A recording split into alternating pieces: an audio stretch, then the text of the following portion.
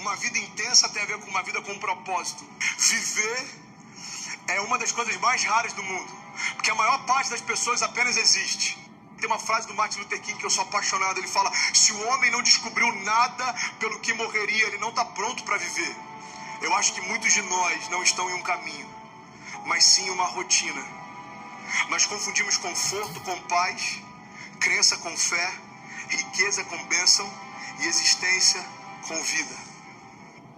Seu futuro está muito mais ligado a como você está do que como as coisas estão. Pois é, Deus amava o único filho dele, permitiu que ele passasse por muita coisa para a gente estar aqui. Você percebe que às vezes a gente questiona Deus por não estar sendo poupado de algo que ele não poupou nem Jesus? Jesus foi humilhado, traído, Jesus foi exposto, Jesus foi envergonhado. Rasgaram suas vestes, tiraram sortes dela, ele ficou nu, pediu água, deram vinagre, lançaram, colocaram uma lança na costela dele, irmão. Jesus enfrentou coisas que em muitos momentos a gente está perguntando: Deus, por que você se esqueceu de mim, filho? Eu não esqueci de Jesus naquela cruz. E ao terceiro dia eu mandei chamá-lo de volta. Eu também não me esqueci de você nessa crise. Os processos forjam o nosso caráter, os processos separam meninos de homens. Tempos difíceis geram homens fortes. Homens fortes criam tempos fáceis. Tempos fáceis geram homens fracos. Homens fracos geram tempos difíceis. É esse momento, eu gosto muito de usar esse termo, é esse momento que separa meninos de homens.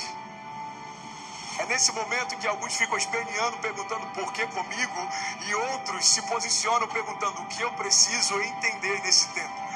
Talvez você está perguntando: Deus, por que eu passei por tanta coisa? Porque eu quero quebrar um ciclo na tua história. Porque eu quero que o teu filho olhe para você e veja ousadia em você, veja autoridade em você. Você pega a história de José e a gente quer viver o governo de José, mas nem todo mundo está disposto a viver o cativeiro de José. José foi humilhado, ele foi esquecido, ele foi rejeitado, até que um dia se cumpriu uma palavra profética que Deus havia liberado anos antes. Irmão, tem muita gente querendo viver os sonhos de José, mas está desistindo no primeiro momento em que alguém diz para você: não vai acontecer. Irmão, os irmãos de José disseram para ele: não vai acontecer. Os anos de cativeiro disseram para ele: não vai acontecer. Os anos de esquecimento disseram para ele: não vai acontecer. Mas existia uma palavra dentro dele dizendo: eu não me esqueci de você. Entenda que todo problema é a matéria-prima para um novo milagre. Os problemas não são o problema. O problema é a falta de fé, o problema é a nossa circunstância. O que eu quero te lembrar é que, independente da tua circunstância, seja ela na área financeira, familiar, seja na tua jornada de fé, seja qualquer gigante que tenha se levantado, eles não são diferentes dos gigantes que já se levantaram no passado.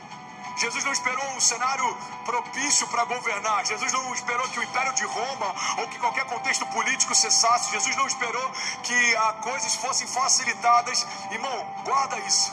O problema é que tem muita gente esperando um cenário favorável, quando na verdade o favor que você carrega é que vai mudar os cenários que você vive. Você está esperando cenários favoráveis, mas na verdade os cenários estão esperando que o teu favor mude as circunstâncias. Um homem que sabe o que carrega não depende de circunstâncias favoráveis para fluir. Não faz sentido o ventre de uma mulher virgem gerar um filho de Deus. Não faz sentido um monte de madeira se tornar uma arca que protegeria uma família, que construiria de novo o mundo depois do caos do dilúvio. Não faz sentido um homem morto há dias, com corpo que já fedia, voltar a viver porque um homem do lado de fora chamou ele para fora. Não faz sentido alguém andar sobre as águas. A lei da gravidade diz que isso é impossível, mas só quem gerou a gravidade pode confundi-la. Só quem gerou a matéria pode confundi-la. Talvez nós somos parte da geração mais ansiosa que já viveu.